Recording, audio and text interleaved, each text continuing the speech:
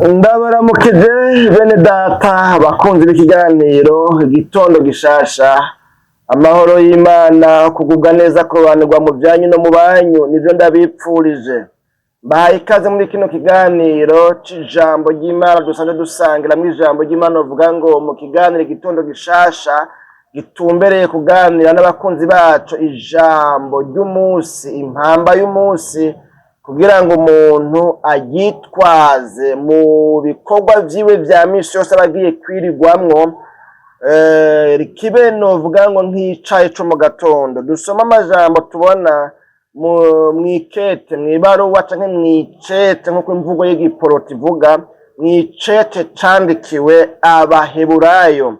N'Abaheburayo 13, dusoma umurongo w'umunani n'umurongo w'icenda. Ijambo ry'umutwe w'iryo rivuga ngo kugamburukira abaganzi. Ijambo ndondera ahanini ni riri ku murongo w'umunani rivuga ngo Yesu Kristo uko yari ejo n'uyu munsi niko akiri, niko azokwama ibihe bidashira. Ntimutwarwe n'inyigisho z'uburyo bwinshi zadutse, kuko iciza ari uko umutima ushikamirwa n'ubuntu bw'Imana, ntushikamizwe n'ibyo kurya, kuko abishize muri vyo bitabagiriye ikimazi.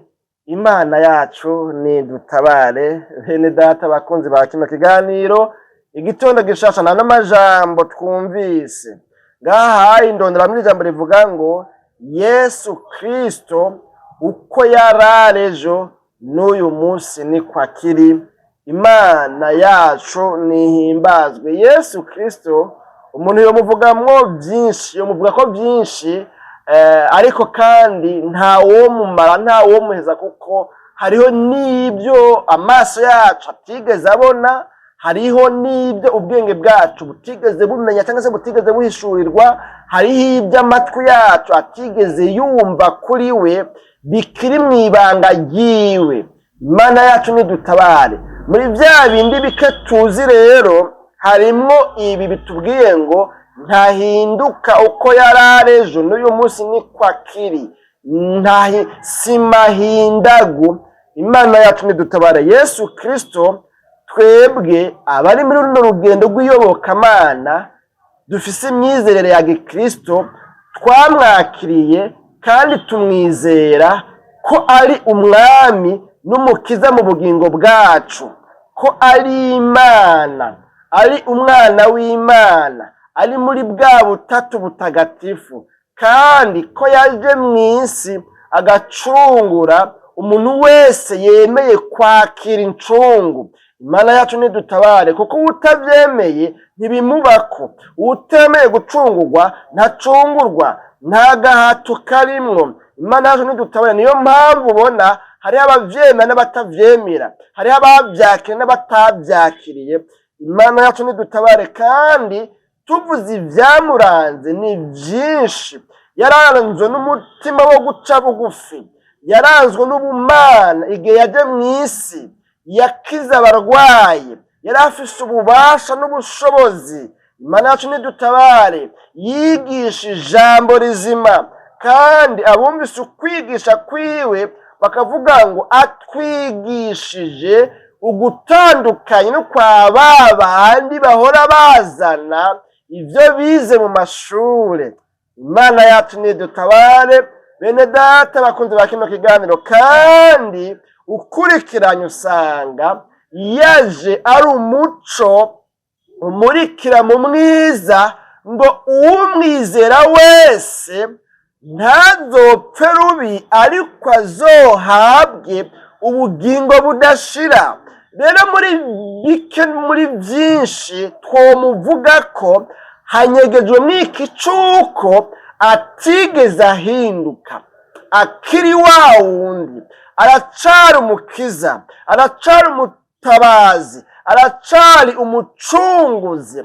Hamwe umuntu yokwemera gucungurwa nawe, hamwe umuntu yokwemera kwakira Yesu Kristo ngo amubere umwami n'umukiza mu bugingo bwiwe, aracakeneye ko ubugingo bw'umuntu wese bubohoka bukava mu vyaha. Imana yacu nidutabare. Ngaho umurongo w'icenda watubwiye ngo ntimutwarwe n'inyigisho z'uburyo bwinshi zadutse. Ico gihe birabonekana ko hariho inyigisho zadutse zihakana Yesu ko ataje, atari umwana w'Imana, atapfuye ku musaraba, atarambe ku musaraba, atapfuye ngo azuke ku munsi ugira gatatu aje mu ijuru. Yeye urumva nyene inyigisho novuga ngo za antikristo. Imana yacu nidutabara. Uyu mwanditsi yandikiye Abaheburayo, bibonekana kandi ko yarazi ngo kahise k'Abaheburayo, imico yabo n'ukuntu babayeho. Ababwira rero ngo ntibatwarwe n'inyigisho z'uburyo bwinshi zadutse. Muri kino gihe hariho inyigisho nyinshi cane, novuga ngo zikura abantu kuri Yesu Kristo n'icamuzanye arico co gucungura abari mw'isi ngo ubugingo bududubize muri bo, hanyuma urupfu rwimwe ijambo. Imana yacu nidutabare, kuko ngo umwakiriye ahabwa ubugingo budashira muri we, kandi uwakiriye ubugingo budashira muri we urupfu ruba rushizwe kw'iherezo. Urupfu narwo rukwegwa n'ivyaha, kuko icaha gikwega urupfu. Hanyuma iyo rero umuntu yakiriye Yesu Kristo, bitewe no kwizera Yesu Kristo, bituma agira ubugingo budashira muri we, kandi nta bugingo budashira bubaho igihe cose umuntu aba akiganzwa n'urupfu. Ariko igihe umuntu yemeye kwakira ingabire y'ubugingo budashira muri we ari we Yesu Kristo, bica bisohora urupfu rukomoka ku vyaha, kuko icaha nico cakweze, novuga ngo cabaye inkwezi y'amarere, cakweze urupfu ku mwana w'umuntu. Umwana w'umuntu yadacumura nta rupfu rwari kubaho, umuntu yobayeho ibihe bidashira. Imana yacu nidutabare kugira ngo bikunde rero ubugingo budashira busubire kuba rétabli, busubire kuba restauré mu muntu. Byabaye ngombwa ko haza Yesu Kristo nk'ingabire y'ubugingo. Imana yacu nidutabare ngo umwakiriye wese acakire ubugingo budashira, ntazopfe urupfu rukomoka ku vyaha.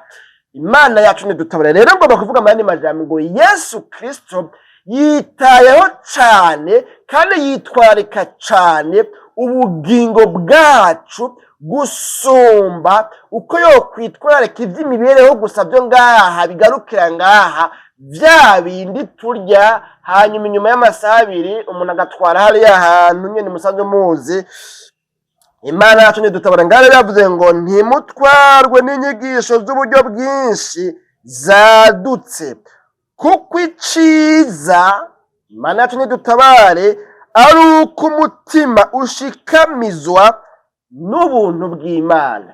Igihambaye ni ubuntu bw'Imana. Imana yacu nidutabare, budukura mu vyaha bukadushira mu mugwi w'abana b'Imana, abana b'umuco, abana b'ubugingo, icaremwe gishasha. Kuko ngo iyo umuntu ari muri Kristo Yesu aba ahindutse icaremwe gishasha, ibya kera biba biheze. Imana yacu nidutabare. Ngaho twabonye rero ngo twabonye avuga ngo kuko iciza ari uko umutima ushikamizwa n'ubuntu bw'Imana, ntushikamizwe n'ibyo kurya, kuko abishize muri byo bitabagiriye ikimazi. Imana yacu nidutabare.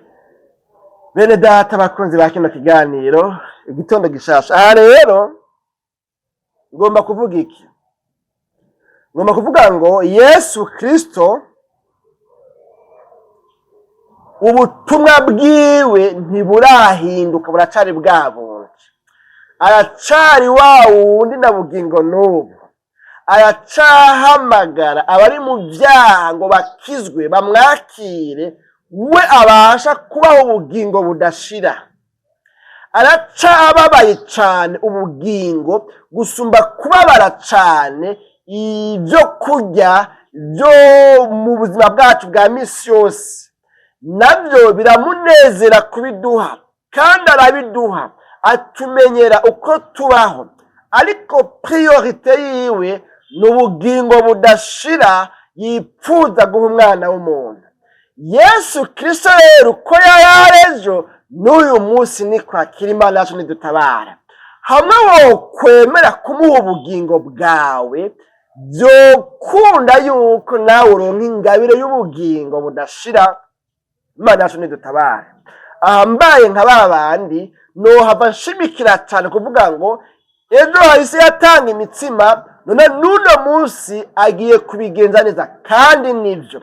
Ariko igihambaye ngaha tubonye ni uko umutima ushikamizwa n'ubuntu bw'Imana.